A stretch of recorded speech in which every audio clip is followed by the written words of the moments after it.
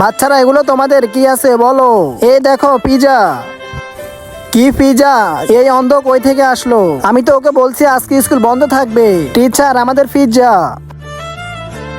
এই অন্ধ একটু দেরি করে আসতি, আপনি বন্ধ বলছেন। বলেছিলাম আজকে না কালকে। কালফা কোথাকার? আরে দেখ দেখ অন্ধের সাথে কালফা, ওকে দেখাইতেছি।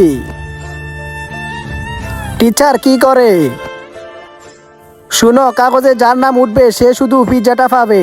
অন্ধের জন্য টিচার এরকম করতেছে। মিনা চিঠি উঠাও, যার নাম উঠবে সে শুধু পিজ্জাটা পাবে। ঠিক আছে ম্যাম।